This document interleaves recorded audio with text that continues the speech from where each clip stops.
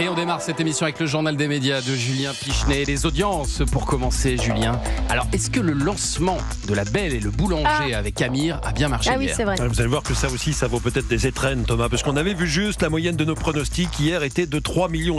Ah oui, c'est vrai. Anissa avait même dit 3,4 millions téléspectateurs. absolument. Eh bien, la série avec Amir a fait 3,4 millions téléspectateurs. Oh là là là. 19,2% impressionnant, ce talent. du public. Bravo Anissa pour vos pronostics. L'amour est dans le trait est deuxième avec 2,5 millions de fidèles. On note quand ça même baisse une un peu. légère oui, baisse ça baisse, par rapport aux dernières Il y avait saisons. une concurrence sur l'amour avec Ouais, Amir. c'est hein. ça, C'est une vrai. comédie romantique. Exactement. Un cœur noir sur France 2 au milieu ferme le podium avec 1,8 million téléspectateurs. Faut dire que le film d'Arte, L'Armée des 12 singes, a sûrement chippé pas mal de téléspectateurs aux premières chaînes puisqu'il a attiré près d'1 million de téléspectateurs.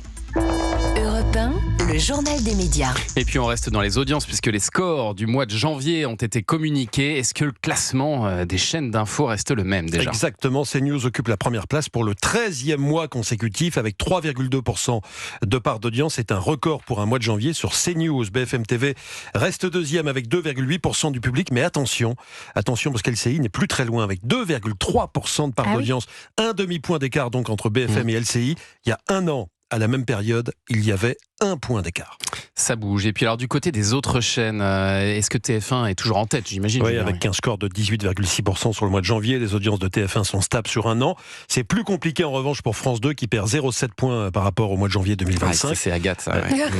Exactement. Je l'attendais. Quant à France 3, la chaîne signe son pire mois de janvier historique avec 8,7% de part d'audience. Tiens, un mot des audiences des nouvelles chaînes Novo 19 et T18. Leur score stagne à 0,9 points. Quant à la chaîne Canal+, elle a réalisé son meilleur mois de janvier depuis 2018 avec 1,4% du public. Moi, je rigole sur vos audiences, Agathe, mais ça marche pas mal. Dis bel et donc, bien. c'est mieux que pas mal, ça marche vachement bien. Parce oui, que là, surtout. vous avez une nouvelle concurrence qui est arrivée. J'ai une nouvelle concurrence et avec le force est de prolongement de constater Bonjour. que nous résistons. Et vous résistez bien. Parce Oui. que alors, ça a très bien démarré ce bonjour avec vous, avec Christophe Beaugrand, et puis ça s'est tassé au fur et à mesure des jours. Mais c'est vrai que c'est une concurrence plus forte que ce que vous aviez jusque-là avec le téléshopping quand même. Bah, bien sûr, mais bon, j'ai l'impression qu'on est à peu près pareil. Nous, on n'a pas vraiment perdu d'audience en fait. Donc j'imagine qu'ils vont chercher leur audience ailleurs. Vous êtes dans votre couloir, tranquille. Oh oui, je suis dans mon tranquille. couloir de nage, Thomas. Également à la une, la commission d'enquête sur l'audiovisuel public. Et on fait le point ce matin sur les auditions de Léa Salamé et Laurent Delahousse hier. La présentatrice du JT de 20h de France 2 a répondu aux nombreuses questions des députés, notamment concernant son impartialité et son indépendance. À la question de savoir si elle resterait à son poste en cas de candidature à la présidentielle de son compagnon Raphaël Glucksmann, voici ce qu'elle a répondu. S'il est candidat, je sors de l'antenne immédiatement. Je m'accroche pas, je sors. Maintenant, entre ces élections, j'ai pu continuer à mener mon travail en toute impartialité. Je veux dire, il a été député et il est député européen depuis 7 ans. Et ça fait 7 ans que j'ai pu faire les émissions politiques les plus écoutées en prime time où j'ai reçu absolument tout le monde. Et Léa Salamé est revenue aussi sur cette confusion entre les assassinats des professeurs Samuel Paty et Dominique Bernard. Une erreur qui a été répétée à l'antenne dans le JT de 13h avec Julien Bugier et quelques heures plus tard dans son 20h. Une confusion du 13h qui se reproduit à 20h, c'est un dysfonctionnement. Vous pourriez me demander pourquoi est-ce qu'on n'a pas fait le rectificatif immédiatement dans le 20h ? Eh bien, parce que ce jour-là, ça n'excuse rien mais ça l'explique. C'était le jour de la libération des otages israéliens qu'on attendait depuis 2 ans et de la libération des prisonniers palestiniens. On avait 6 entrées, 6 sujets sur le sujet le plus explosif qui soit. On était totalement concentrés dessus. Par ailleurs, exceptionnellement ce jour-là, on avait 2 invités. Ça n'est jamais arrivé dans le 20h.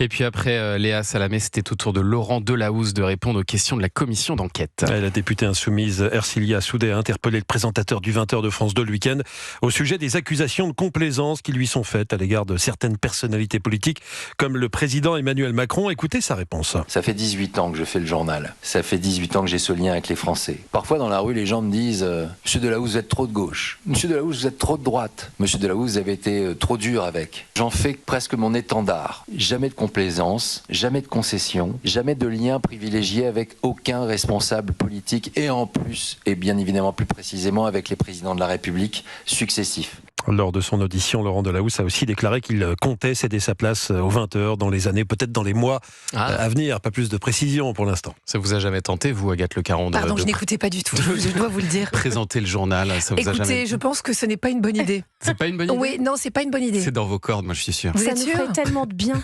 Non, j'ai oui. fait un pré-générique pour les maternelles où j'avais piqué le studio. Ouais. Du Et là, 20h? je me suis bien... Oui. Ah oui. Voilà. Et alors, vous êtes senti comment ? Eh ben écoutez, pas mal, parce que je parlais du pic des Pyrénées.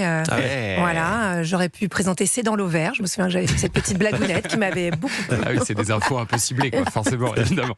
Bon, et puis alors, Patrick Sébastien sera-t-il auditionné lui aussi? En tout cas, il estime avoir des choses à dire sur France Télé. Oui, selon l'ancien animateur de France Télévisions lui-même, il pourrait être auditionné en mars. Affaire à suivre. C'est ce qu'il nous a confié hier sur le plateau de Tout Beau Tout Neuf sur W9. En attendant une éventuelle audition donc le mois prochain, Patrick Sébastien a donné en quelque sorte un avant-goût. Il n'a pas du tout apprécié les méthodes de la présidente de France Télévisions, Delphine Ernotte, qui selon lui avait cherché à lui mettre des bâtons dans les roues avant son éviction en 2019. Elle a dit il y a trop d'hommes blancs de plus de 50 ans. C'est pas ma faute, je suis blanc, je suis un homme, j'ai plus de 50 ans. Et puis à partir de ça, je vais pas rentrer dans les détails, mais on a tout fait pour que mes émissions ne marchent pas. Parce qu'il fallait trouver un prétexte pour me virer. Et il y a eu un rapport stalinien sur moi, qui a été fait par les gens de France 2, où on disait qu'on démontait mes émissions. On disait que c'était ringard, que c'était cher, alors que je sais que depuis, il y a des émissions beaucoup plus chères qui font beaucoup moins d'audience. Et donc, dans ce rapport, c'était la fin qui m'avait touché, parce qu'il ne pouvait pas nier que je faisais de l'audience. Donc, il y avait écrit « Patrick Sébastien fait quand même de l'audience grâce à son pouvoir contaminant ». Un pouvoir contaminant que Patrick Sébastien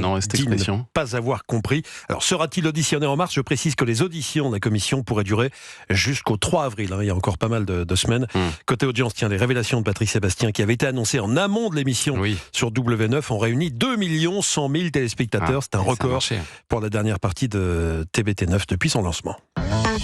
Et puis dans un tout autre registre, Danny Boone va réaliser une série en hommage à Johnny Hallyday. Johnny B. Loot, c'est le titre de cette série Netflix. Johnny B. Loot ? Exactement, dont le tournage commencera au mois d'avril. Danny Boone qui va occuper à la fois la casquette de réalisateur et d'acteur, parce que c'est lui qui va incarner le personnage de Rudy, un biker au grand cœur, prêt à tout pour défendre son club de motards et la mémoire de son idole Johnny Hallyday. Aucune date de sortie n'est encore fixée, mais on peut imaginer que Johnny B. Loot arrivera sur Netflix, qui est disponible également via les offres Canal+, d'ici 2027. C'est pas un biopic de non, Johnny, non, pas tout à fait. Non. Ça sera en 2027. En 2027, c'est l'année des 10 ans de la mort de Johnny Hallyday. Voilà. Et il y aura aussi le film en 2027 qui va sortir, le biopic sur Johnny Hallyday après l'abandon de l'acteur Raphaël Quenard. J'ai vu que le magazine Closer avait expliqué que Laetitia Hallyday avait validé le nom d'un nouvel acteur, Benjamin Voisin, pour le remplacer. Qu'on a vu dans Illusion perdue notamment. Voilà, il a eu le César de la meilleure révélation masculine. J'ai vu qu'il était nommé encore au César cette année. Pour l'étranger, Benjamin Voisin. Je pense qu'il sera très très bon en Johnny. On a hâte de voir ça l'année prochaine. Pas évident quand même. Pas évident. Oh, c'est rock'n'roll, effectivement. Mais pourquoi ils n'ont pas pensé à vous? C'est vrai, c'est une erreur. Mais ça me paraissait le choix de l'évidence, mais je sais pas, je comprends pas. Vous êtes trop modeste, vous n'avez pas osé vous présenter. Pourtant, c'est pas faute de faire des appels du pied à ce micro. Il est trop brun, je crois, c'est la couleur de cheveux qui a posé problème. C'est la barbe, ça va pas. Ça marche pas du tout. Merci Julien.